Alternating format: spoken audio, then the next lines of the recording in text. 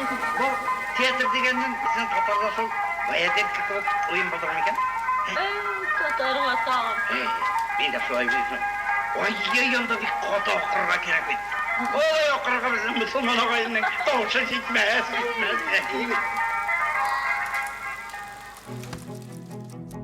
Tatar teatrı halk arasında, Tatar yurtlarında başlanıp gitken.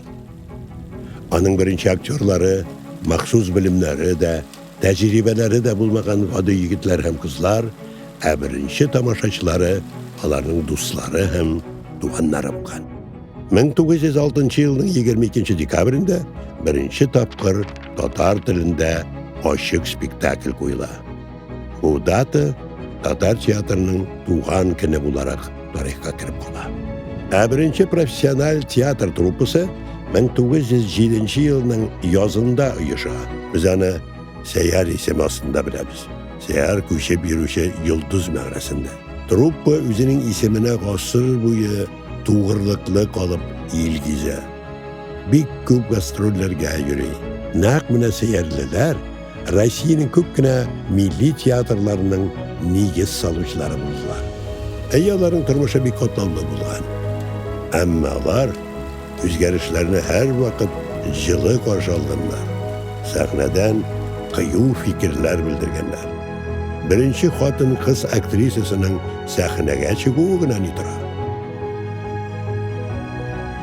1922 yılda Sovetler Soyuzu'nda birdem devlet көрсетme Tatar drama tiyatrının bulturu turunda karar kabul ettiler. İlinin birinci milli tiyatrı. Özünün 20 yıllığında Tatar tiyatrı milli tiyatrlar arasında birinci bulup maktavlı akademik status ala. Hazırında ol Zur tiyatr, Aleksandriyski tiyatrı muhat bilen birrette dura. Türlü şırlar bula. Represiyeler şırında tiyatr köpkene icatçıların asılış vakitinde kolektifinin işten birilişin yoğaldı. Şuna da karamastan tiyatr bugün de safta. Ol bütün Tatar halkının simvolu.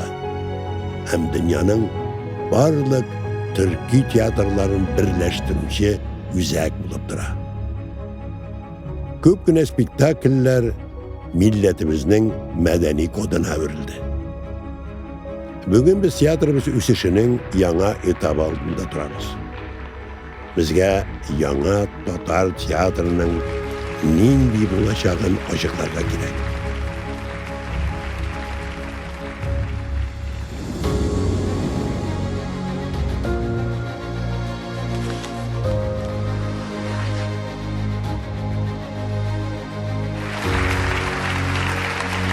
Tiyatrda şartlı ılığaydı. Evet, ana da bir şap kına remont şeyler degen sözünü işittim. Принято было президентом потрясающе решение. Сегодня стоит задача по строительству нового современного здания Татарского государственного академического театра имени Галиаскара Камала.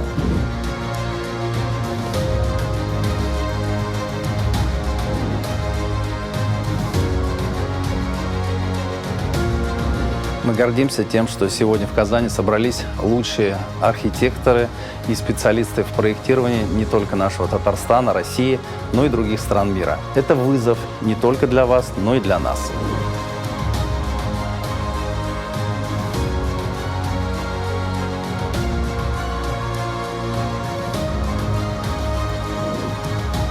Дать новый толчок для развития этой территории, дать новую жизнь, чтобы мы гордились этим зданием, гордились этими решениями. При том, что спектакль только на татарском языке, это одно из самых посещаемых учреждений культуры.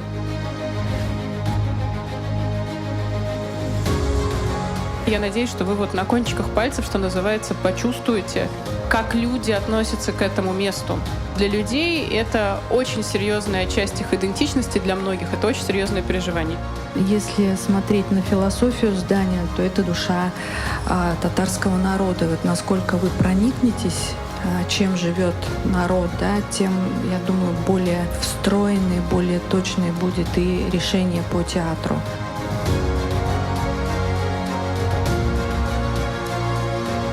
стать участником такого события очень важно, очень приятно и очень вдохновляет. Очень сильно горим архитектурой, безумно любим наш город. Мы видим огромный потенциал этого проекта. Мне кажется, это серьезный профессиональный вызов для всех нас. И мне очень хочется, чтобы люди, которые сегодня приехали сюда первый раз, полюбили бы нашу землю так же, как любим ее мы. В том числе благодаря новым пространствам театра. Театр ул татар халкының йөрәге һәм дә кайсы күкрәк эчендә ул тибәчәк. Ул бүген, хәзер үк хәл ителә.